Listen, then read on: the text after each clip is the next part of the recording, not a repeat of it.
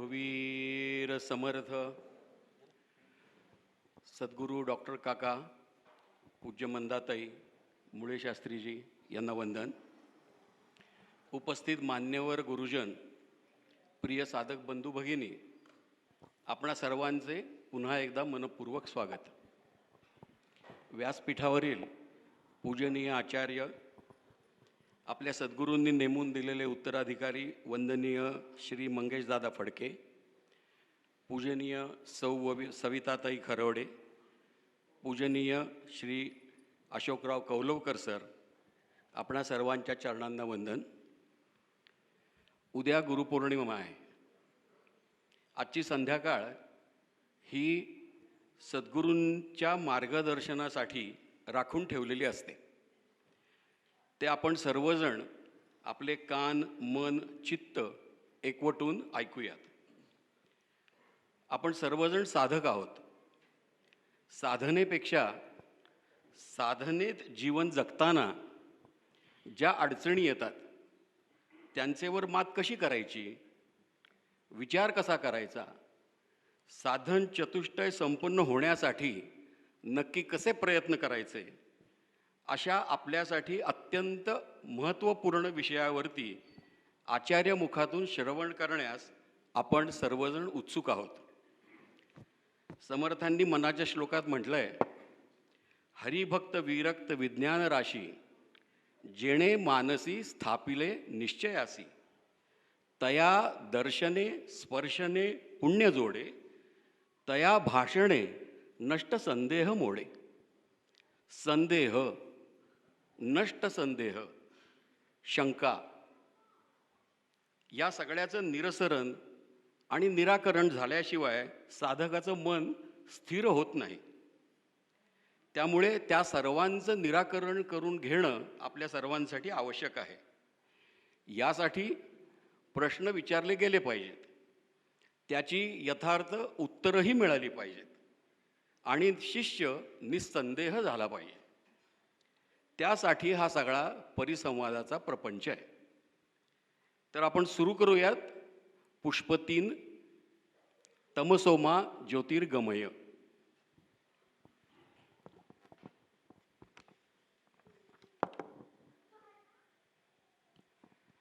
सुरुवात करूयात मंगेशदादा आपल्यापासून. प्रश्न आहे, गुरु, श्रीगुरु, सद्गुरु, मोक्षगुरु, परात्पर गुरु यामध्ये काय फरक आहे?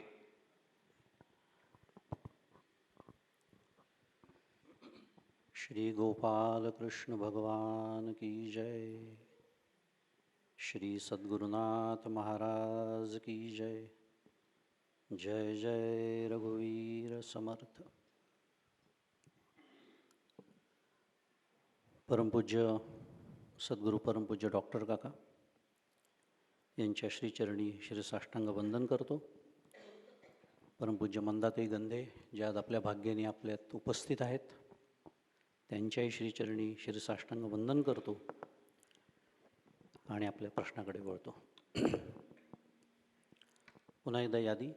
गुरु, गुरु, गुरु, सद्गुरु, मोक्षगुरु, परात्पर गुरु यामध्ये काय फरक आहे? मोक्षगुरु, परात्पर गुरु.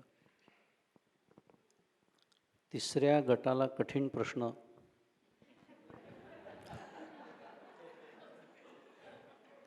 असं मला वाटतं. म्हणजे त्यात आम्हाला समोर बोलवलं, जे काय आहे ते होऊन जाऊ द्या थेट. म्हणजे असं मागे लपू नका. बहुतेक आयोजकांचा असं असावा विचार की जेव्हा भूक लागते तेव्हा कठीण उत्तरं लवकर कळतात, असंही असावं, मला माहिती नाही. विनोद बाजूला ठेवू. पण यातले जे 3 शब्द आहेत, श्रीगुरु, सद्गुरू आणि मोक्षगुरू, आपण हे 3 एकच करून टाकू, कारण तिन्हीचा अर्थ सारखाच आहे. आपण त्याला सद्गुरू म्हणू नेहमीच्या आपल्या भाषेमध्ये.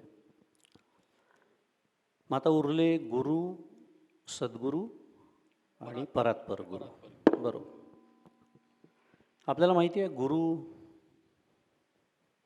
आपल्याला अनेक गोष्टी आपण अनेक आयुष्यामध्ये शिकत असतो, अगदी लहानपणापासून तर मोठे होईस्तोवर सुद्धा आपलं शिक्षण सुरूच असतं. वेगवेगळे विषय, एखादी गोष्ट जेव्हा एखादी व्यक्ती मला शिकवते तेव्हा ती माझी गुरु असते. अनेक गुरु त्याच्यामुळे आपल्याला आयुष्यात असू शकतात, असतात. त्यांच्याबद्दल आदर, प्रेम हे असावं. पण सद्गुरू हे एकच असतात. ज्यांना आपण मोक्षगुरू म्हटलं, श्री गुरु वगैरे म्हटलं.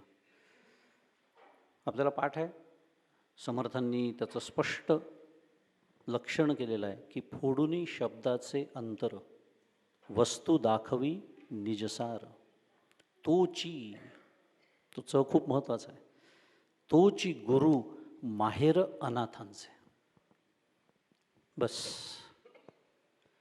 फोडुनी शब्दाचे अंतर, शब्दाचा अर्थ सांगणारे खूप गुरु असू शकतात आणि काही बिघडत नाही त्यांनी. शेवटी शब्दांचा अर्थही एका पातळीवर समजून घ्यावाच लागतो. पण शब्दातील अर्थ, आणि शब्दातील अर्थ परमपूज्य मंदातींचे शब्द आहे, याचा अर्थच असा आहे, कारण त्या अर्थशब्दाचाच अर्थ आहे प्रत्यक्ष अनुभव, असा त्याचा अर्थ आहे. आणि म्हणून फोडुनी शब्दाचे अंतर, अंतर म्हणजे त्याचं अंतःकरण, त्याचं स्वरूप, तत्त्वमसीसारखं महावाक्य, त्याच्यावर 1 तास मी व्याख्यान करू शकतो, पण त्याचा अनुभव मला आहे का? तर तो अनुभव ज्यांना आहे आणि तो अनुभव आणून देण्याचं सामर्थ्य ज्यांच्यापाशी आहे, अनाथांना सनाथ करण्याचं सामर्थ्य ज्यांच्यापाशी आहे, त्यांना सद्गुरू असं म्हणतात. मगाशी श्रद्धेय मुळे शास्त्रींनी खूप छान विवेचन आपल्याला केलं. अमृतानुभवामध्ये माऊलींनी सद्गुरूंबद्दल 2रा अध्याय त्यांनी सांगितलं, 80 ओव्या जवळपास. जाता जाता एक उल्लेख करतो की ज्ञानेश्वरीमध्ये सुद्धा अनेक अध्यायांच्या सुरुवातीला ज्ञानेश्वर महाराजांनी सद्गुरूंचं वर्णन केलं आहे, महात्म्य गायलं आहे वगैरे वगैरे. पण त्यांनी असं कुठेतरी म्हटलं का की माझे सद्गुरू काळे आहेत, गोरे आहेत, उंच आहेत, बुटके आहेत, श्रीमंत, गरीब, आसनावर बसले आहेत, खाली बसले आहेत, माझे ज्येष्ठ बंधू आहे, असं दिसलं तर मला एखादी ओवी सांगा. अनेक ओव्या आहेत, एकच ओवी सांगतो वेळेच्या मर्यादेमध्ये. माऊली आपल्या सद्गुरूंचं म्हणजे निवृत्तीनाथांचं वर्णन करताय, तू जयापासून लपसी तया विश्व हे दाविसी, प्रकटतई होसी आघवेची तू. निवृत्तीनाथांचं वर्णन आहे. माझा मुद्दा हा सुरू आहे की सद्गुरू कोण असतात आणि सद्गुरूंकडे पाहण्याची माझी दृष्टी कशी असली पाहिजे, हेच मगाशी मुळे शास्त्रींनी सांगितलं की आपण स्थूल दृष्टीने त्यांच्याकडे बघायचंच नाही आहे, देहदृष्टीने त्यांच्याकडे बघायचंच नाही आहे. ही ती दृष्टी जी ज्ञानेश्वर महाराज आपल्याला सातत्याने शिकवतात आहे. मावळवीत विश्वाभासू, नवल उदयला चंडांशू वगैरे अनेक उदाहरणं देता येतील. हे आहेत सद्गुरू, हे आहेत मोक्षगुरू. आणि सद्गुरू हे गुरु असतातच हे सांगण्याची आवश्यकता नाही, पण गुरु सद्गुरू नसतात. शेवटचे परात्पर गुरु. पर याचा अर्थ श्रेष्ठ असा होतो, आणि परात्पर म्हणजे जे श्रेष्ठाहून श्रेष्ठ, जे सर्वश्रेष्ठ ते. आता जेव्हा आपण परात्पर गुरु व्यवहारामध्ये शब्द वापरतो, त्याच्यामागचा भाव असा असतो की माझे थेट गुरु नाही तर त्यांचे सद्गुरू. मग त्यांचे सद्गुरू, ही गाडी मग जाते कुठपर्यंत? कल्पना करा, मी जेव्हा आपण म्हणतो प्रामाणिकपणे की बाबा नाही, हे माझं श्रेय नाही आहे, हे माझे सद्गुरूंचं, हे सद्गुरूंनी दिलेलं आहे, माझे सद्गुरू करता करवित आहेत. एखाद्याला वाटलं की हा सारखा असा म्हणतो, मी जातो मुरगुडला, काकांना विचारतो. काकांना विचारलं, काका काय म्हणतील? मी करतो. मगाशी सांगितलं एका शब्दासाठी सुद्धा ईश्वराची आठवण आहे. मग ते म्हणतील नाही, माझ्या सद्गुरूंचं आहे. समजा खंदारकर महाराजांकडे आपण गेलो, ते काय म्हणतील? मी केलं नाही. लक्षात आलं असेल गाडी कुठे चालली आहे. मग हे जाऊन थांबतो कुठे हे प्रकरण? मगाशी उल्लेख झाला, सदाशिव समारंभाम नारायण समारंभाम शंकराचार्य मध्यमाम अस्मद आचार्य पर्यंताम वंदे गुरु परंपरा. त्यामुळे परात्पर गुरु, याचा खरं जीवाचा खरा गुरु हा शिव हाच आहे. त्यामुळे ती गाडी खरं तिथपर्यंत जाते, पण ती जाताना मध्ये स्टेशन्स लागतात. मग ते आमच्यासाठी पहिलं स्टेशन परमपूज्य खंदारकर महाराज असतील, आपण त्यांना परात्पर गुरु म्हणतो, पण त्याच्यामागची संकल्पना ही आहे. छान फरक लक्षात आला. एकतर प्रकार विचारताना 1, 2, 3, 4, 5 विचारले गेले. त्यातले 3 एकात घेतलेत. त्यामुळे शॉर्टलिस्ट झालं. त्यामुळं समजायला जास्त सोपं पडलं. पुढचा प्रश्न आहे कौलवकर सर आपल्याला. मगाच्या सेशनमध्ये झालेला आहे हा प्रश्न, पण तो परत कॅरी फॉरवर्ड येतोय, तरी आपण तो घेऊयात, कारण तो खूप महत्त्वाचा प्रश्न आहे आणि सगळ्यांच्या जिव्हाळ्याशी कनेक्टेड आहे तो. म्हणजे तो सगळ्यांना हा प्रश्न पडलेलाच असतो की मी साधना करताना श्रद्धा कमी पडते, ती कशी वाढवावी. रामकृष्ण हरी. परमपूज्य डॉक्टर काका, परमपूज्य मंदाताई, परमपूज्य मुळे शास्त्री यांना सर्वांना वंदन. आपणा सर्वांना नमस्कार करून मी माझ्या मुद्द्याकडे वळतो. श्रद्धा शब्दाचा अर्थ आहे वेदवाक्य आणि गुरुवाक्य यांच्या ठिकाणी अत्यंतिक असलेल्या विश्वासाला श्रद्धा म्हणतात. आता प्रश्न विचारला की श्रद्धा कमी का पडते. श्रद्धा कमी पडण्याची 3 कारणं आहेत. एक, माझ्या अपेक्षेप्रमाणे काही गोष्टी घडत नाहीत तेव्हा श्रद्धा कमी होते. स्वतः सर्वज्ञ असल्याचा आविर्भाव माझ्यात झाला तर श्रद्धा कमी पडते. आणि तिसरं, स्वतःच्या कर्तृत्वाचा अभिमान वाढला तरीसुद्धा श्रद्धा कमी पडते. आता ही श्रद्धा वाढवायची कशी. श्रद्धा वाढवायची असेल तर एक साधक म्हणून ईश्वरानं हे जग निर्माण केलं किंवा ही सृष्टी निर्माण केली, त्या ईश्वराबद्दल आपल्या मनामध्ये कृतज्ञतेचा भाव असला पाहिजे. ह्या सृष्टीकडे बघितलं तर ही विविध रंगांनी भरलेली सृष्टी जेव्हा जग आपण पाहतो तेव्हा हे निर्माण करणारा जो निर्माता आहे त्या निर्मात्याबद्दल आपल्या मनामध्ये कृतज्ञतेचा भाव निर्माण झाला पाहिजे. दुसरं, आपल्याला कोणत्या गोष्टी मिळालेल्या आहेत, माणूस म्हणून किंवा इतर समाजात जगत असताना मला काय मिळालेलं आहे याच्याकडे लक्ष द्यावं. मला काय नाही मिळालेलं याच्याकडे बघण्यापेक्षा मला काय मिळालेलं आहे याच्याकडचा सकारात्मक दृष्टिकोन निर्माण करावा. नामसाधना करावी, ध्यान करावं, सत्संग करावा, संत साहित्याचा अभ्यास चिंतन मनन वाचन वाढवावं. किंवा निसर्गामध्ये ज्या काही भव्य दिव्य दिसणाऱ्या गोष्टी आहेत, अथांग व्यापक आकाश आहे, अथांग पसरलेला समुद्र आहे, उंच पर्वत रांगांनी भरलेला निसर्ग आहे, याच्याकडे पाहिलं की त्याच्या निर्मात्याबद्दल आपल्याला श्रद्धा निर्माण व्हायला मदत होऊ शकते. आणि अशी श्रद्धा निर्माण झाली की आपल्या साधनेला वेग येतो. ज्ञानदेवांची एक छान ओवी आहे, नुसदयाची श्रद्धा झोंबो पाहसी परमपदा तरी तैसे हे प्रबुद्धा सोपे नव्हे. अर्जुना, केवळ सामान्य श्रद्धेच्या बळावर ते परमपद मला प्राप्त होईल असं जर तुला वाटत असेल तर एवढं सोपं नाही. सामान्य श्रद्धा उपयोगाची नाही तर मग कोणती श्रद्धा पाहिजे, तर परिपूर्ण श्रद्धा पाहिजे. परिपूर्ण श्रद्धा म्हणजे काय. परिपूर्ण श्रद्धेला एक उदाहरण देतो. समुद्र परिपूर्ण असतो म्हणजे आपल्याकडच्या आता भरपूर पावसाळा आहे, आपल्याकडच्या नद्यांना भरपूर पाऊस पडला, महापूर आला आणि महापुराचं सगळं पाणी समुद्राला जाऊन मिळालं म्हणून समुद्राला महापूर येत नाही. किंवा आपल्याकडे पाऊस पडला नाही, दुष्काळ पडला, नद्या कोरड्या राहिल्या, नद्यांनी थेंबर पाणी समुद्रापर्यंत पोहोचवलं नाही म्हणून समुद्र कोरडा पडला, असं होत नाही. याचा अर्थ पाऊस भरपूर झाला तरी आणि नाही झाला तरी समुद्र आपल्यामध्ये परिपूर्ण असतो. तसं संतांचं सांगणं ऐकल्यामुळं संत सांगतात मला धर्मानं वाग, न्यायानं वाग, नीतीनं वाग, असं ते सांगितलं. त्यांच्या सांगण्याप्रमाणे मी वागलो तर एक वेळ मी श्रीमंत होणार नाही, मला सत्ता संपत्ती यश कीर्ती मिळणार नाही. पण मी ज्या समाजात राहतो त्या समाजातले आजूबाजूचे लोक मात्र काय करतात की ते अनितीनं अन्यायानं अधर्मानं वागतात आणि माझ्यापेक्षा लौकिक संपत्ती श्रीमंती मिळवतात. मग माझ्या दृष्टीने मी असा विचार करतो की ते काय झाले, माझ्या पुढे गेले, म्हणजे त्यांचं जीवन यशस्वी झालं आणि मी माझ्या संतांचं ऐकल्यामुळं माझं जीवन काय झालं, मी त्यांच्यापेक्षा मागं राहिलो. आणि मग त्यावेळी अशी शंका मनात आली तर श्रद्धा कमी होते. पण परिपूर्ण श्रद्धा काय होते, परिपूर्ण श्रद्धेत जसं समुद्राचं सांगितलं तसं म्हणजे माझं व्यावहारिक जीवनामध्ये मी अपयशी ठरलो इतरांच्या दृष्टीनं सुद्धा, तर अंतिम परमपद साध्याच्या दृष्टीनं संतांचाच विचार मला तारणारा आहे. हे जर आपण लक्षात ठेवलं तर ती श्रद्धा कशी होते, परिपूर्ण होते. आणि अशा परिपूर्ण श्रद्धेसाठी आपण काय करावं, परिपूर्ण श्रद्धा कोणकोणत्या ठिकाणी असावी याची काकाने काही 7-8 नावं सांगितलेत. त्यातलं श्रद्धेचं पहिलं स्थान आहे वेद. वेदावर श्रद्धा असावी कारण वेद हे अपौरुषेय आहेत. पहिला मुद्दा, वेदांमध्ये 4 प्रकारचे दोष नाहीत जे मानवनिर्मित साहित्यामध्ये असतात. भ्रम, प्रमाद, कर्णापाटव आणि विप्रलिप्सा, हे 4 दोष. मी एखादा ग्रंथ लिहिला, मी एखादी कादंबरी लिहिली, मी एखादा कविता संग्रह लिहिला तर हे 4 दोष त्याच्यामध्ये आहेत, पण वेदांमध्ये मात्र हे दोष नाहीत. म्हणून वेद हा श्रद्धेचा पहिला भाग आहे. त्यानंतर देव हा श्रद्धेचा दुसरा भाग आहे. ईश्वराबद्दल, ईश्वराच्या अस्तित्वाबद्दल, देवाबद्दल आपल्या मनात श्रद्धा असली पाहिजे. आता देव आहे हे कशावरून ठरवायचं, तर त्याचे काही 3 मुद्दे असतात. एक शास्त्र सांगतं म्हणून, आपल्याला संतांना अनुभव आहे म्हणून, आणि काही तर्क करता येतात म्हणून. आता याचा विस्तार नाही करत मी, आपण समजून घ्या ह्यातलं थोडं, कारण त्याला मग फार वेळ जाईल. आणि त्यामुळे ईश्वर नावाचं तत्व आहे. मी नुकतंच एक चरित्र वाचलं. आपल्याला माहीत आहे बाबा महाराज सातारकर कीर्तनकार, त्यांचे आजोबा दादा महाराज सातारकर यांनी एक सुंदर दृष्टांत दिलाय देवाबद्दलचा. ते म्हणाले, आपण रस्त्यानं जाताना एखाद्या घराच्या दारात अंगणात मूल खेळताना दिसतं, तेव्हा रस्त्यावरून जाणारा माणूस असा विचार करतो की ज्या अर्थी अंगणात दिसणारं मूल आहे त्या अर्थी घरात आई आहे.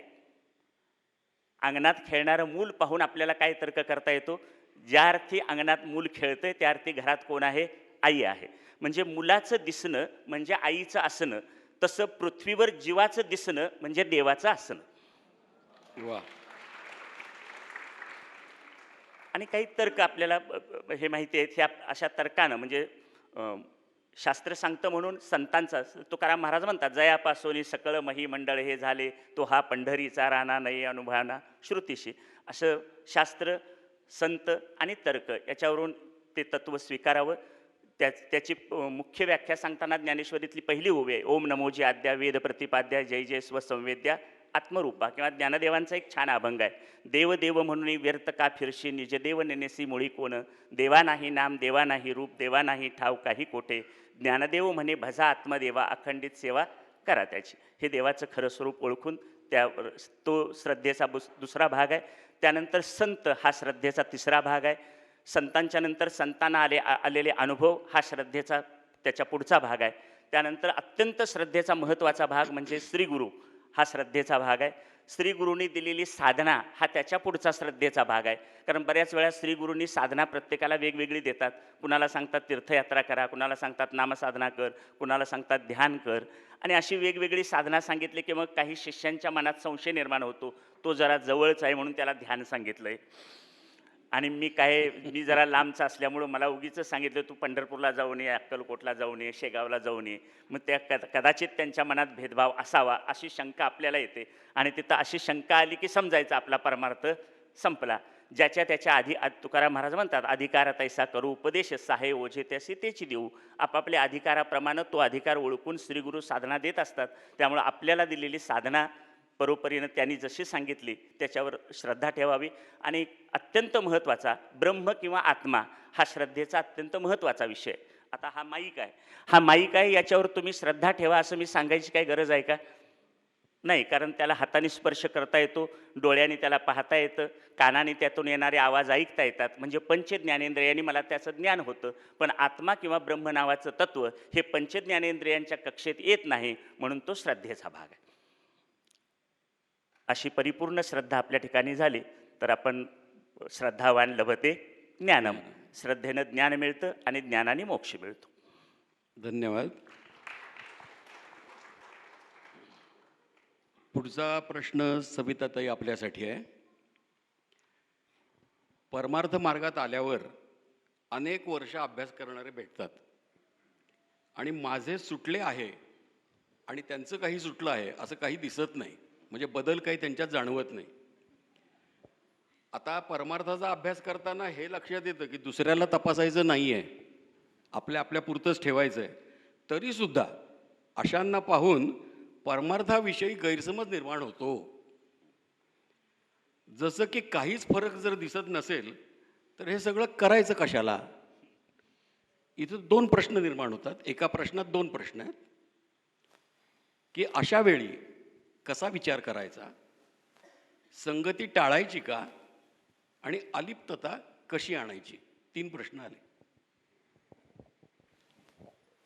परमपूज्य मंदाताईंच्या, परमपूज्य डॉक्टर काकांच्या, परमपूज्य महेश शास्त्री काकांच्या चरणी वंदन करते. आपल्या सगळ्यांच्या हृदयस्थ भगवंताला वंदन करते. आणि माझ्या वाट्याला आलेला कठीण प्रश्न अतिशय कठीण आहे, कारण बोलणंसुद्धा दुसऱ्याला तपासणेच आहे. आणि परमपूज्य डॉक्टर काका म्हणतात की आपली दोषदृष्टी जोपर्यंत जात नाही तोपर्यंत चित्त शुद्ध होत नाही. जगाकडे बघण्याची दोषदृष्टी जोपर्यंत आहे, मग तो साधक असो, अभ्यासक असो, नामधारक असो की कुणीही असो, त्याच्याकडे किंवा सामान्य व्यक्तीकडे सुद्धा घरात, संसारात, प्रपंचात दोषदृष्टी जोपर्यंत आहे तोपर्यंत आपण सुखी होत नाही, आणि सुखी जोपर्यंत होत नाही तोपर्यंत सुखरूप होत नाही. मग असं मला जर सुखरूप व्हायचं असेल तर मी कशाला दुसऱ्याला तपासायला जायचं? मग अशा वेळी मी काय करायचं? तर मी तो तसा नाही तर कसा करणार, असा विचार करायचा. असा विचार करायचा. तो अभ्यास करतोय, पण जर त्याला ते जमत नाही आहे, याच्यासाठी मी एक छोटासा दृष्टांत देते. वेळ फार झालेला आहे. त्या दृष्टांतातनं आपल्याला कळेल की तो असा का करतो आणि मी त्याच्याकडे का असं बघायचं. काकांनी आपल्याला सांगितलं आहे की 3 गोष्टी टाळायच्या: सत्संगती सांभाळायची, कुसंगती टाळायची आणि विसंगती स्वीकारायची. एवढं आपल्याला काकांनी सांगितलेलं आहे, त्यामुळे तेवढं लक्षात ठेवायचं. आणि तो असा का करतो ह्याच्यासाठी एक कबीर महाराजांचा सुंदर दृष्टांत आहे. कबीर महाराजांकडे वेदज्ञ लोक आले, म्हणजे अभ्यास करणारे, वेदांचा अभ्यास करणारे लोक आले. म्हणजे त्यांच्याकडे ते साधक आले, कबीर महाराजांशी बोलले. कबीर महाराजांना ते म्हणाले की महाराज, आपण काहीच सांगत नाही लोकांना, फक्त नाम घ्यायला सांगता, भगवंताचं स्वरूप सांगता, तरी तुमच्याकडे एवढी गर्दी कशी? आणि आम्ही एवढा वेदांचा अभ्यास केलाय, शास्त्राचा अभ्यास केलाय, शास्त्राचा अभ्यास लोकांना सांगतो, तरी आमच्याकडे लोकांची गर्दी का? त्यांना जिज्ञासा का निर्माण नाही होत? आपण ज्ञानी व्हावं, आपल्याला ज्ञान प्राप्त व्हावं आणि भगवंताचं खरं स्वरूप कळावं, हे त्यांना का कळत नाही? मग आमच्याकडे का ते येत नाही? कबीर महाराजांनी शांतपणे उत्तर दिलं. ते म्हणाले, हे बघा, तुम्ही पण तेच करता आणि मी पण तेच करतो. तुम्ही पण त्या एकाबद्दलच बोलता. तो जो एकमेवा अद्वितीय, स्वगत सजातीय विजातीय भेदरहित असणारं तत्व जे आहे त्याबद्दल तुम्ही बोलता, आणि मीही त्याबद्दलच बोलतो. मी नाम ज्याचं घ्यायला सांगतो ते त्याचंच घ्यायला सांगतो. फक्त एवढाच फरक आहे की मी ज्याचं नाम घ्यायला सांगतो त्याचा मी अनुभव घेतलाय, म्हणून लोक माझ्याकडे येतात. तुम्ही शास्त्र सांगता पण अनुभव घ्यायचा कधीच प्रयत्न केला नाही, श्री गुरूंना शरण गेला नाहीत आणि नाम घेतलं नाही, त्यामुळे तुमच्याकडे लोक येत नाहीत. असा सामान्य विषय, सामान्य विचार आपल्याला संत देऊन जातात की आपण दुसऱ्यांकडे कसं बघायचं, दुसऱ्यांचं निरीक्षण कसं करायचं. तर असा अलिप्तपणा, साक्षीभावाने आपण त्याच्याकडे बघायचं. त्यांचा तो अभ्यास चाललेला आहे. कधी ना कधीतरी नक्कीच गुरुकृपा त्यांच्यावरती होणार आहे. हा सुंदर विचार त्यांच्याकडे पाठवायचा. मला एवढंच कळलेलं आहे, बाकी काही कळलेलं नाही. हरिओम तत्सत. हरिओम. कौलोकर सर, आपल्याला पुढचा प्रश्न आहे. आता खरं तर मला असं वाटायला लागलं की ह्या शेवटच्या सत्रामध्ये सगळे पाठाशी रिलेटेड प्रश्न दिलेत का काय? संयोजकांचं निश्चित नियोजन काय आहे? पुढे चालूयात आपण. मनावर संयम आणि आत्मसंयम यामध्ये काय फरक आहे? मनसंयम, माइंड कंट्रोल आणि सेल्फ कंट्रोल. तर मनावर जो संयम आहे, तो मनावर केलेला संयम हा बळजबरीने केलेला असतो. कारण मन हे चंचल आहे. चंचलम ही मन कृष्ण असं म्हटलंय. मन चंचल आहे, त्यामुळं त्याला बळजबरीनं काय करावं लागतं? आवरावं लागतं. मग मनात येणारे जे विचार आहेत, भावना आहेत, कल्पना आहेत, त्या बळजबरीनं काय कराव्या लागतात? आवराव्या लागतात. त्याला मनसंकल्प म्हणतात. आता हा जो मनसंकल्प आहे, मनसंकल्प फार काळ टिकत नाही बऱ्याच वेळा, कारण तो ढळणारा असतो.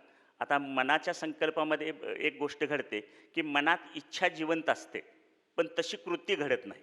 जेव्हा आपण मनसंकल्प करतो तेव्हा मनात इच्छा जिवंत असते, पण कृती घडत नाही, कारण त्याच्यात मानसिक संघर्ष निर्माण होतो. उदाहरणार्थ, आता नुकताच एकादशीचा उपवास झाला. आता उपवासाचे पदार्थ काय खायचे आणि काय खायला चालतं आणि काय चालत नाही याची यादी आपली तयार असते, आणि नेमकं त्याच दिवशी न चालणारा पदार्थ आपल्या समोर येतो. आता मनात इच्छा जिवंत आहे, पण आज उपवास आहे, हा उपवासाला चालत नाही, म्हणून आपण काय केला? संयम बाळगला. हा संयम बऱ्याच वेळा ढासळण्याची काय असते? शक्यता असते. म्हणजे मनसंयम बऱ्याच वेळा ढासळतो, आणि कारण तो बळजबरीने केलेला असतो. कारण मनसंयम हा मनाच्या स्तरावरचा आहे. आत्मसंयमाच्या बाबतीत शरीर, इंद्रिय, मन, बुद्धी यांच्या पलीकडे असलेला जो स्व किंवा आत्म नावाचं तत्व, त्या आत्मसंयम हा आत्म्याच्या स्तरावर असतो. तिथं कुठला संघर्ष नसतो, मानसिक संघर्ष नसतो, किंवा तिथं बळजबरी केलेली नसते. असं का? तर या स्तरावर पोहोचलेली व्यक्ती, त्याचं चारित्र्य किंवा त्यांची समज ही अतिशय उच्च दर्जाची असते. त्यामुळे त्यांच्या मनात अशा प्रकारची चुकीची इच्छाच निर्माण होत नाही.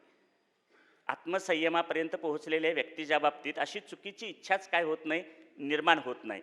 आणि समजा त्या संदर्भात काही प्रलोभनं जवळ आली, समोर आली, तरी त्या प्रलोभनांचं व्यर्थत्व त्यांनी जाणलेलं असतं.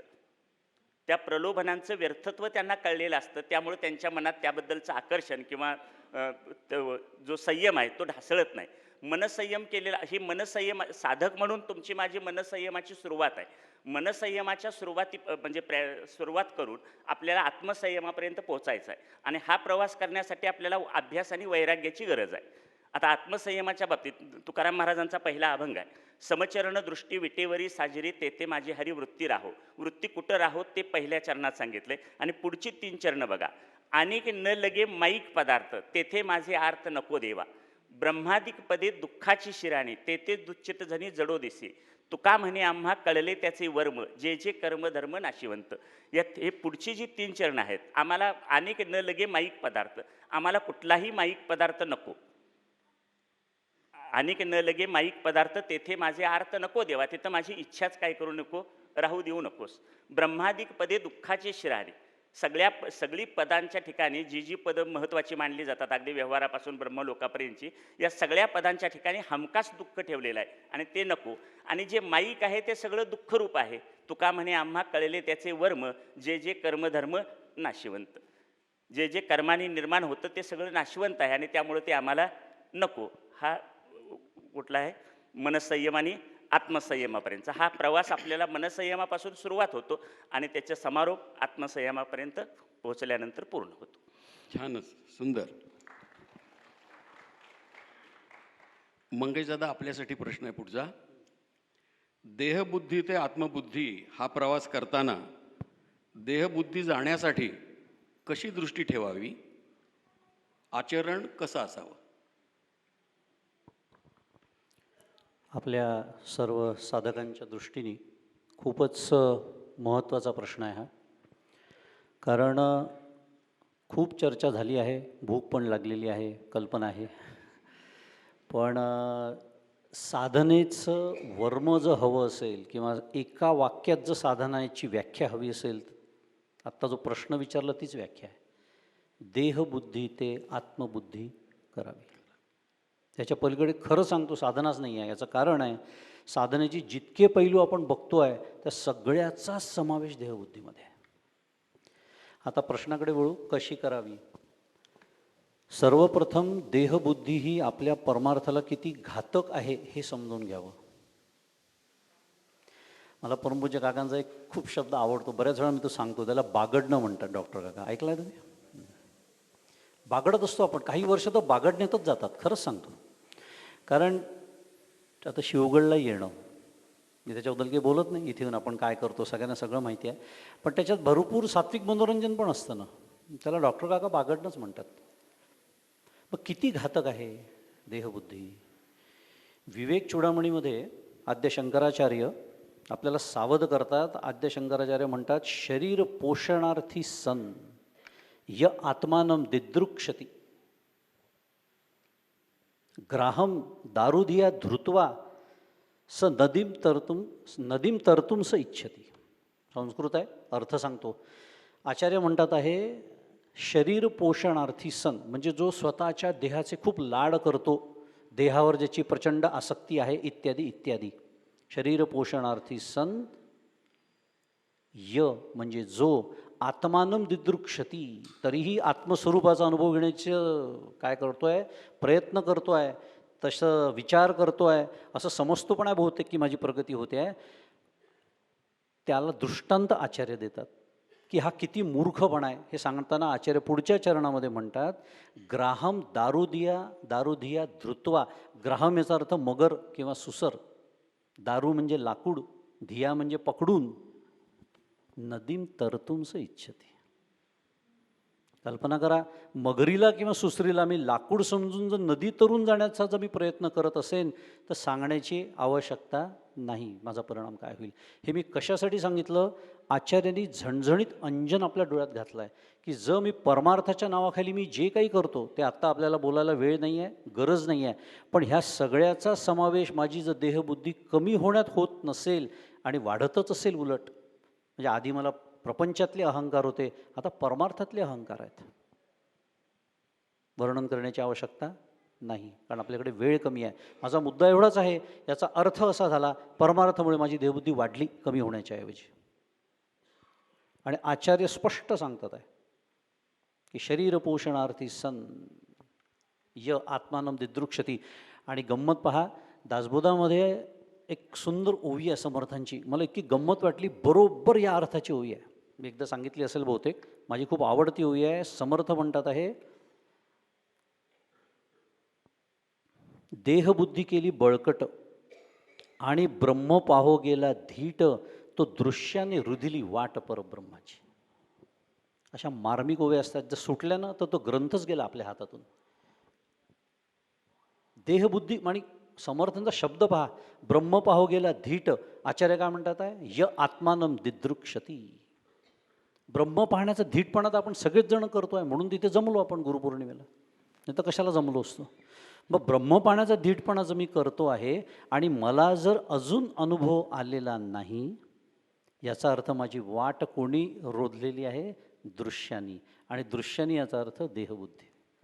बस मला एवढंच सांगायचं होतं या मुद्द्यामध्ये पहिल्या, की देहबुद्धी माझ्या परमार्थासाठी किती भयानक आहे हे मला जर 100% समजलं तर मी स्वतःहून झडझडून वहीला निघ आणि भक्तीची वाटे लाग, हे आपोआपच होतं. पहिली गोष्ट. दुसरी गोष्ट, हे कसं करायचं हा मूळ प्रश्न आहे, त्यामुळे त्याचाच हा भाग आहे की पहिले ही किती माझ्या परमार्थाला ही अत्यंत विरोधी गोष्ट आहे हे मी समजून घेतलं पाहिजे. आणि देहबुद्धी, आता पुन्हा वेळेच्या मर्यादेत पटकन एक मुद्दा मांडतो. आपल्याला मनुष्यजन्म प्राप्त झालेला आहे. शास्त्र सांगतं पापपुण्य समान झालं की मनुष्यदेह मिळतो. पापपुण्याचं कारण काय आहे, तर मी काही धर्म केला, मी काही अधर्म केला.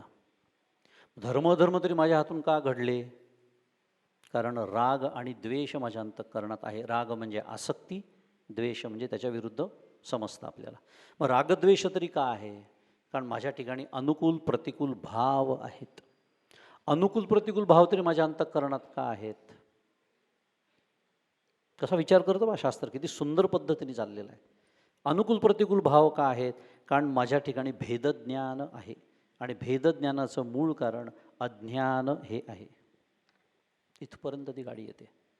आता ह्याच्यातनं जर आपण उलटा प्रवास केला तर देहबुद्धी कशी कमी करायची याची उत्तरं त्याच्यामध्ये लपलेली आहे, म्हणून हे सांगितलं. अनुकूल प्रतिकूल भाव ठीक आहे, अज्ञान आहे, बहुता एका अवांतरू अहंकाराचा भूतसंचरू आहे, मान्य, इथून सुरुवात करूया. अज्ञान आहे, त्याच्यामुळे भेदज्ञान आहे, पण ते भेदज्ञान सत्य धरून मी बसलो की देहबुद्धी वाढते. आणि मग हे पुढची सगळी घसरगुंडी, मग अनुकूल प्रतिकूल, मग रागद्वेष, मग अधर्म धर्म, पापपुण्य इत्यादी. आणि शेवटचा मुद्दा की अहमबुद्धी म्हणजे देहबुद्धी कमी करण्यासाठी देहापासून थोडं अलिप्त राहण्याचा अभ्यास करावा. मी देह नाही, मी करता नाही, मी भोगता नाही, हे भाव मगाशी उल्लेख झाला की आपापल्या युक्त्या शोधून काढाव्या, काहीतरी करावं, पण हा अखंड भाव आपल्या अंतःकरणात जागं असण्याचा ठेवण्याचा अखंड प्रयत्न करावा. कारण देहबुद्धी ही एकमेव बुद्धी आहे. आता तिची सूक्ष्मता नासती, इंद्रिय विषय विसरती, जै सोहमभाव प्रतिती प्रकट होय, ही ती जागा आहे. पण तिथे जाईस्तोवर मात्र देहबुद्धी कमी करतच जावं लागतं, हे त्याचं उत्तर आहे. छान. कवलकरचा आपल्याला पुढचा प्रश्न याच्यात, साक्षीभाव म्हणजे काय? आपल्या मनात येणारे जे विचार आहेत, भावना आहेत, संकल्प विकल्प आहेत किंवा वृत्ती प्रवृत्ती आहेत, त्याच्याकडे एखाद्या तटस्थ प्रेक्षकाप्रमाणे पाहणं, याला म्हणायचं साक्षीभाव. साक्षी या संस्कृत शब्दाचाच अर्थ आहे साक्षीदार असा होतो, विटनेस. त्यामुळं या साक्षीभावाची काही वैशिष्ट्य आहेत. त्यातलं एक साक्षीभावाचं पहिलं वैशिष्ट्य एक तटस्थता, दुसरं अलिप्तता, तिसरं वर्तमान क्षणाकडे लक्ष ठेवणं आणि चौथं विचार आणि शरीर यापासून आपण अलिप्त आहोत याचं भान ठेवणं. त्यातली तटस्थता म्हणजे काय? आपल्या मनात येणारे जे विचार आहेत त्यांचं फक्त निरीक्षण करायचं, ते चांगले आहेत वाईट आहेत असं कोणतंही मूल्यमापन न करता आपल्या मनात निर्माण होणाऱ्या या विचारांकडे तटस्थपणे पाहत राहणं. त्याला चांगलं वाईट काही ठरवायचं नाही, आपण कुठलाही हस्तक्षेप त्याच्यात करायचा नाही, फक्त त्यांच्याकडे पाहत राहायचं, ही तटस्थता आहे. अलिप्तता, या साक्षीभावातली अलिप्तता म्हणजे काय? आता उदाहरणार्थ मी म्हटलं मला राग आलाय, मी रागावलो असं म्हणण्यापेक्षा माझ्यात क्रोधाची भावना निर्माण झाली आहे, माझ्यात कामभावना निर्माण झाली आहे, माझ्यात लोभ निर्माण झाला आहे, म्हणजे असं त्याच्याशी एकरूप न होता, त्याच्याशी तादात्म्य न पावता त्याच्यापासून काय करायचे? अलिप्तता ठेवायची. आणि तिसरं मी म्हटलं की वर्तमान क्षणाकडे लक्ष द्यायचं, म्हणजे भूतकाळाचा विचार न करता, भूतकाळ भविष्यकाळ यांच्याकडे न पाहता वर्तमान क्षणाकडे लक्ष केंद्रित करणं, हे साक्षीभावाचं एक वैशिष्ट्य आहे. आणि चौथं वैशिष्ट्य असं की आपल्या मनात येणारे जे विचार आहेत त्या विचारांच्याकडे, किंवा ज्या आपलं जे शरीर आहे ते शरीर म्हणजे मी नसून, किंवा ते विचारांच्याशी तादात्म्य न ठेवता त्या विचारांचं शुद्ध चैतन्याच्या माध्यमातून म्हणजे आत्म्याच्या माध्यमातून त्याचं काय करायचं? निरीक्षण करायचं, त्याचा साक्षीभाव, त्याच्याबद्दलची तटस्थता सांभाळायची. आणि अशा प्रकारे ही 4 साक्षीभावाची वैशिष्ट्य आहेत. एक तटस्थता, दुसरी अलिप्तता, तिसरं वर्तमान क्षणाकडे लक्ष आणि आपल्या मनात येणाऱ्या विचारांचं साक्षीत्व. छान. कळलं म्हणजे साक्षीभाव म्हणजे काय. देहबुद्धी झाली, आत्मबुद्धी झाली. मंगेश दादा आपल्यासाठीच पुढचा प्रश्न आहे. अजून एक बुद्धी आहे, समत्व बुद्धी. म्हणजे भावना दडपणे का त्या शुद्ध होणे? समत्व बुद्धी का? समत्व बुद्धी म्हणजे भावना दडपणे का? अच्छा. की त्या शुद्ध होणे? बरं. आता या प्रश्न विचारणाऱ्याचा मला संदर्भ माहिती नाही आहे, पण समत्व बुद्धी याचा अर्थ आपण निर्विकार बुद्धी असं समजूया. ही व्याख्या करायला काही हरकत नाही आहे, ही व्याख्या गृहीत धरून बोलूया. त्यामुळे प्रश्न असा आहे की समत्व बुद्धी म्हणजे भावना दडपणे का?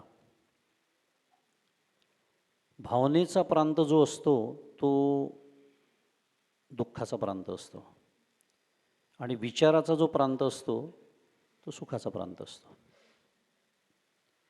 त्यामुळे समत्व म्हणजे जर चित्ताचं निर्विकारत्व असा जर आपण अर्थ केला तर तिथे भावनेवर नियंत्रण मिळवणं अपेक्षित आहे, दडपणं अपेक्षित नाही आहे. दोनमध्ये खूप फरक आहे.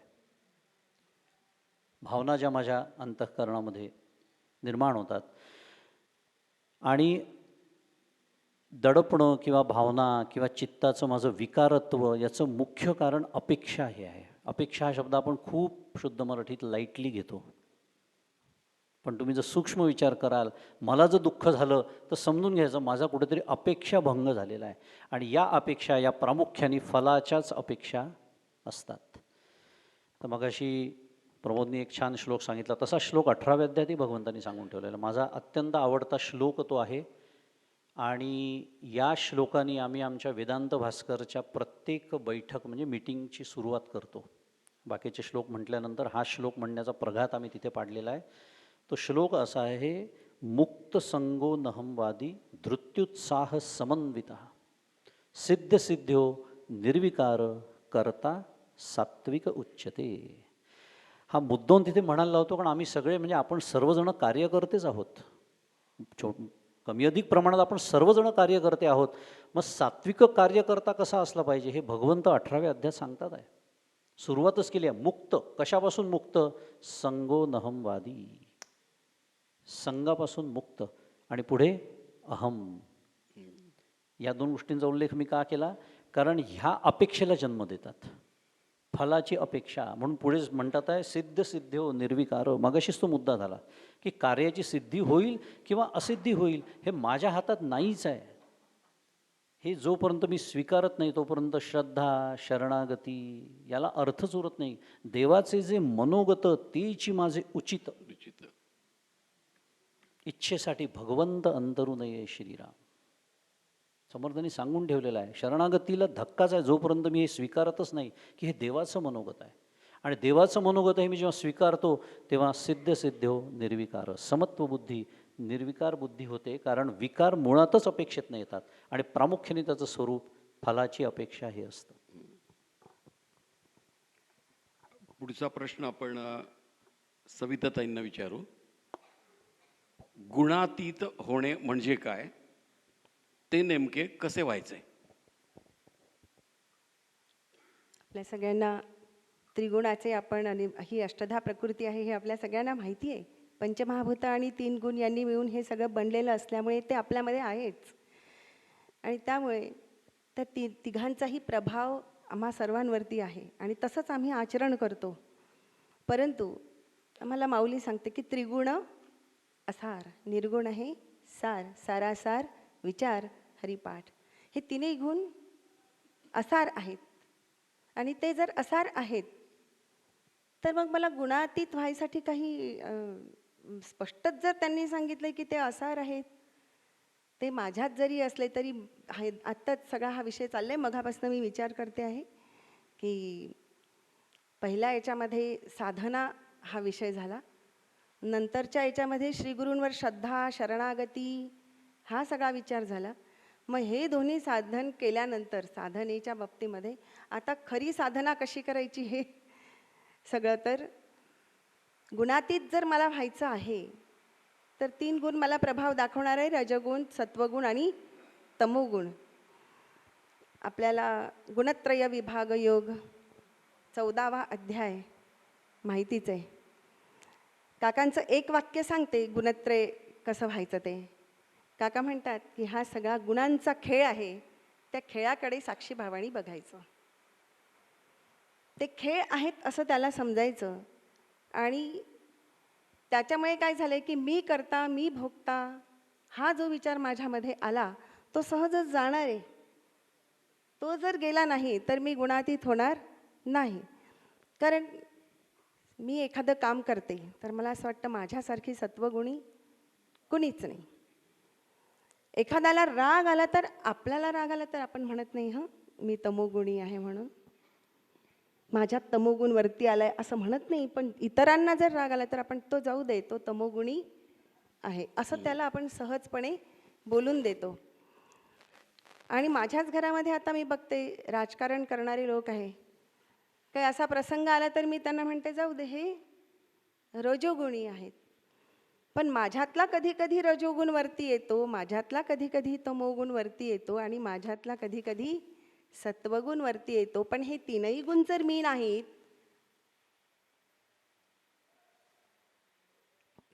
ते कुणाचे आहेत, रजोगुण कुणाचं आहे हे मी आता सांगत बसत नाही, सगळ्यांना माहिती आहे, वेळ झालेली आहे. त्यामुळे तिथे एकच लक्षात ठेवायचं आहे की गुणातीत जर मला व्हायचं असेल तर मी प्रत्येक गोष्टीकडे साक्षीभावाने बघितलं पाहिजे. मला असं वाटलं तो गुण माझा कुठला वरती आहे तो मी जाणायचा, स्वतःच जाणायचा. मला बरेचदा असं वाटतं, खूपदा आपण सांगतो बोलतो पण आपण खरंच त्रिगुणातीत झालेलो आहोत का ह्याचं चिंतन, याचं मनन मी जेव्हा ध्यानाला बसते तेव्हा लक्षात येतं की नाही आपण हे गुण सोडलेले नाही. कारण ते इतके चिटकलेले आहेत ना आपल्याला अगदी, कारण आपण त्यांचंच बनलेलो आहोत. मग ते सोडायचे कसे? एक छोटासा दृष्टांत आपल्या सगळ्यांना माहिती असलेला. अर्जुन आणि भगवान गोपालकृष्ण एकदा कुठेतरी गेलेत. परमपूज्य मंदाताईंच्याच मुखातनं हा ऐकलेला आहे. एका झाडाच्या खाली ते विश्रांतीला थांबले. त्या झाडावरती एक राक्षस, ब्रह्मराक्षस येतो. हे दोघे जागे राहतात. त्याने सांगितलं आलटून पालटून जागं राहायचं, आधी कृष्णाने राहायचं की आधी अर्जुनाने राहायचं असं त्यांनी ठरवून घेतलं. आणि अर्जुनची पाळी राहिली जागा व्हायची आणि भगवान गोपालकृष्ण झोपलेले होते. तर तो राक्षस आला आणि तो यांना त्रास द्यायला लागला. अर्जुन त्याच्याशी युद्ध करायला लागला, कथा सगळ्यांना माहिती आहे. आणि तो वाढायला लागला आणखी, असा मोठा मोठा मोठा मोठा जितका क्रोध येईल तो वाढायला लागला. आणि तो वाढल्यानंतर मग ह्याची झोपायची वेळ आली. मग अर्जुन झोपले आणि भगवान गोपालकृष्ण असले. भगवान गोपालकृष्णांनी त्याची स्तुती केली नाही. तो जे म्हणेल ते सहन करत गेले आणि तो ब्रह्मराक्षस त्याला एका ह्याच्यामध्ये बंद केलं. आणि मग अर्जुनाला सांगितलं की अरे तो आला नाही, तुला त्रास दिला नाही त्यांनी, तो कसा त्रास देईल मला? हे बघ मी त्याला इथे बंद करून ठेवलंय. असं मला बंद करता येईल का या गुणांना? त्याच्यामुळे मला आपल्याला गीता माहिती आहे, त्यामुळे प्रत्येक गुणांमुळे काम, क्रोध, लोभ, मध, मोह, मत्सर आदी सगळ्या क्रिया घडतात, अंतःकरणातनं बाहेर पडतात. आणि त्यांना जर आपल्याला थांबवायचं असेल तर आपल्याला गुणातीत होता आलं पाहिजे. गुणातीत होणे म्हणजे तिन्ही गुणांचा माझ्यावरती कुठलाही प्रभाव नाही आहे. मी आत्मा आहे, मी साक्षी आहे, मी कुटस्थ आहे. गुण हे कुणाचे आहेत? त्यांचे आहेत. रजोगुण, तमोगुण आणि सत्वगुण. तो या तत्वाचा, तो त्या तत्वाचा, तो त्या तत्वाचा. हे सगळं जड आहे. ते जड असल्यामुळे मी ते स्वतःलाही जाणत नाही आणि मलाही जाणत नाहीत. त्यामुळे मी त्यांना जाणून घेऊन काय करू? हा सहज विचार तेव्हा गुणातीत होता येईल असं मला वाटतं. काही चुकलं असेल तर क्षमा करा.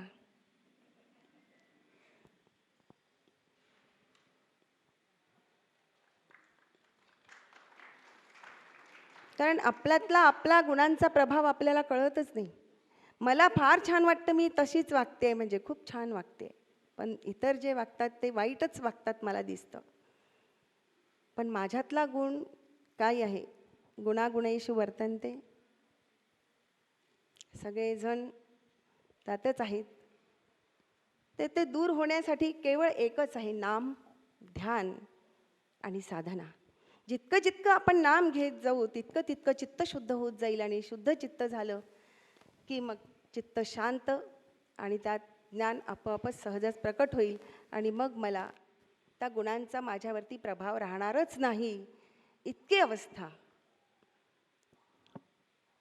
ते बाहेरच पडतील माझ्या अंतःकरणातनं सहज. आपल्याला ती बाल्टीतल्या गढूळ पाण्याची कथा माहिती आहे. नळाच्या खाली ती जर गढूळ पाण्याची बाल्टी ठेवली आपण आणि नळ सोडला तर सहजपणे आपल्या त्या बाल्टीतनं जे गढूळ पाणी आहे ते बाहेर पडतं. तसं अंतःकरणातनं जे काही गुणांच्या प्रभावामुळे आमचं वर्तन आहे ते सहजपणे कमी कमी व्हायला लागेल आणि आम्ही एके दिवशी शुद्ध होऊन जाऊ. हरिओम तत्सत. धन्यवाद सविताताई. वेळेची मर्यादा आहे आणि आपल्या सगळ्यांचा माझ्या मते देहबुद्धीवरच्या कंट्रोलचा अभ्यासही चालू आहे. कारण बराच वेळ सगळेजण एका ठिकाणी बसलेले आहेत.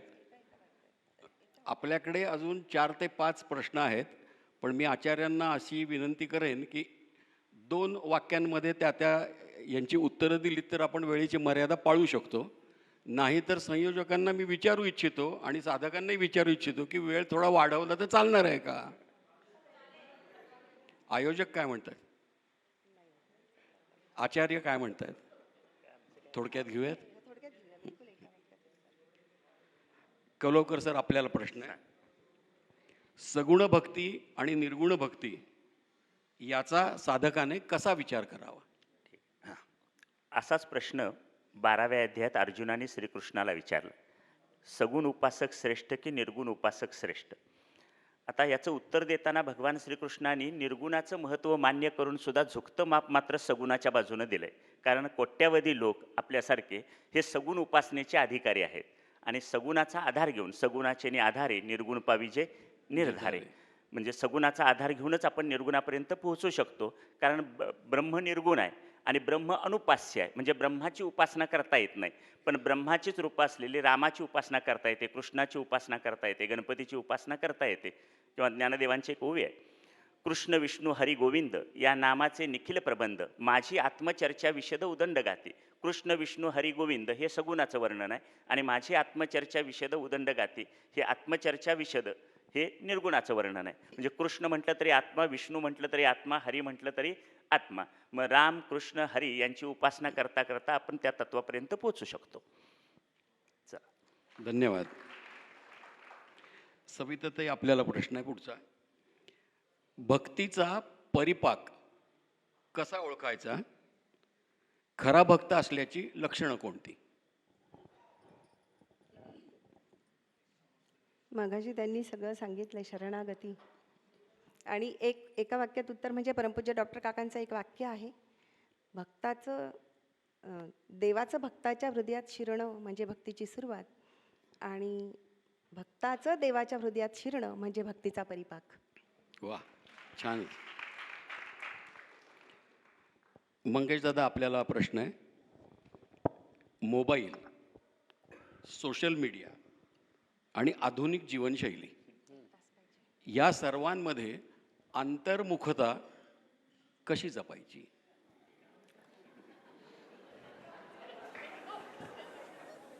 आणि वाक्य 2 किंवा 2 3. वाक्य आलं लक्षात मला. अगदी लक्षात आलं. आणि टाळ्या पण वाढतात आहेत 2 वाक्यात उत्तर दिलं. त्याच्यामुळे 2 वाक्यामध्ये सोशल मीडिया हा बहुतांश कचरा आहे, तो टाळावा. वा, छान. सविताताई, आपल्याला प्रश्न आहे. आत्मसंयम योगाचा अंतिम अनुभव कसा ओळखायचा? साधकाला आपण योग्य दिशेने चाललो आहोत हे कसे समजेल? एका वाक्यात उत्तर देते. 2 चालतील? 2 चालते. बरं. मगाशी सरांनी आत्मसंयमाबद्दल खूप सांगितलं आहे, त्यामुळे वंदनीय राष्ट्रसंत तुकडोजी महाराजांचं एक पद आहे, आत्मसंयम योग म्हणजे आत्मचिंतन. आत्मस्वरूपापर्यंत मला जायचं आहे, तर कसं जायचं आहे? अपने आत्म के चिंतन में हरदम जागृत रहना है, ओहम सोहम श्वास से अपनी अंतर्दृष्टि निरखना है. सुख वा, दुख वा, दोनों छान. जीव धर्म है, इनसे निवृत्त होना है. सुख दुख दोनों जीव धर्म है, इनसे निवृत्त होना है. काय पुढे? सदा आत्म आनंद की मस्ती हर पल में अनुभवना है. वा, छान. आता एक शेवटचा कॉमन प्रश्न आहे आपल्या तिघांनाही. तिघांनी त्याच्यावरती उत्तर द्यायचं आहे थोडक्यात.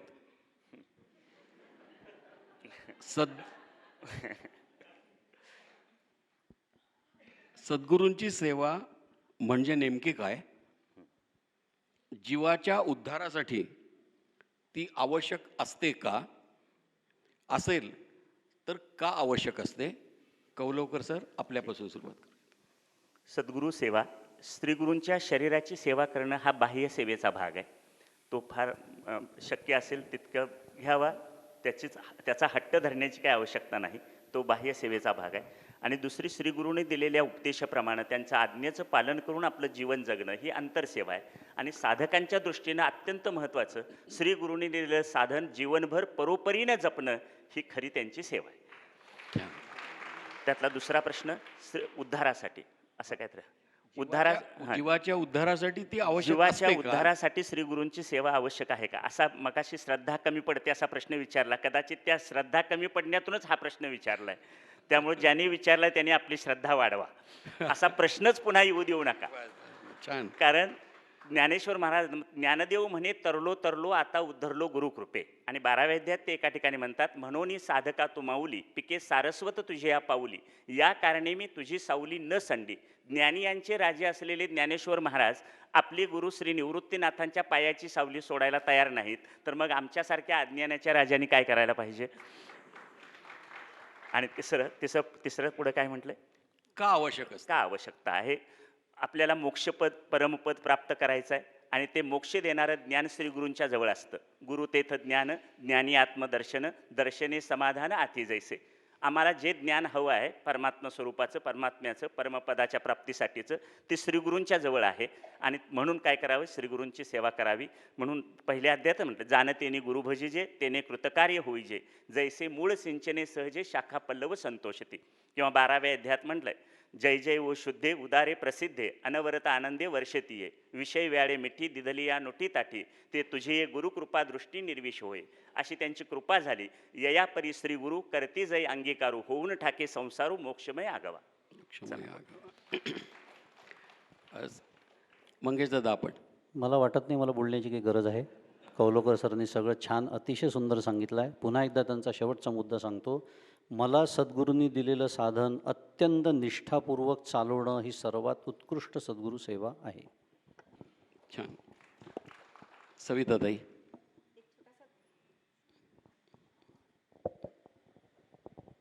भगवंतांनी माता पार्वतीला गुरुगीता सांगितली. 33 कोटी शतकोटी रामायण त्यातले 2 शब्द स्वतःजवळ ठेवले. जेव्हा रामराया धर्तीवरती अवतार घेत आहेत तेव्हा भगवान साक्षात म्हणाले की मला जायचं आहे. त्याच्यामध्ये 3ही प्रश्नांची उत्तरं आहेत. मला रामरायासोबत जायचं आहे असं म्हटलं तर पार्वती माता म्हणतात मी तुझ्यासोबत येणार. भगवान म्हणतात पार्वतीला की मी याच्यामध्ये 3 अटी पाळणार आहेत. एकतर ब्रह्मचारी राहणार आहे, श्रीगुरूंच्या जवळचं कुठलंही अन्न घेणार नाही आहे आणि श्रीगुरूंची परिपूर्ण सेवा करणार आहे. ती तुला करावी लागेल. याला तू तयार असशील तर ये. आणि ती म्हणाली हो. मग हनुमंतराया जन्माला आले म्हणजे अवतरित झाले. शिव स्वरूप रुद्रावतार आणि त्या माता पार्वती त्यांची शेपटी बनून आली आणि साक्षात रावणाची लंका जाळली. सेवेचं हनुमंताच्या सारखं उदाहरण किंवा दृष्टांत आपल्याला दुसरा कुठलाच देणार नाही. म्हणजे हनुमंतासारखी भक्ती आम्हाला द्यावी अशी प्रार्थना करते आणि वाणीला विराम देते. हरिओम तत्सत.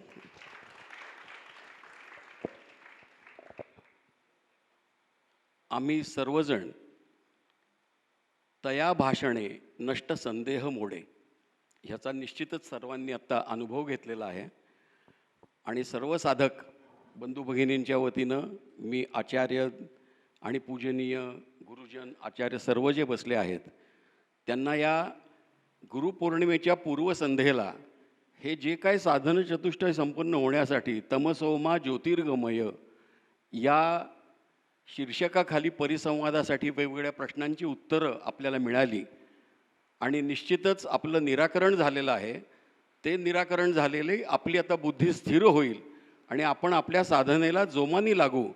आणि सगळ्यांच्या वतीनं मी एक सांगू इच्छितो की मोक्ष मिळाल्याशिवाय आणि ब्रह्मसाक्षात्कार झाल्याशिवाय मरणार निश्चित नाही.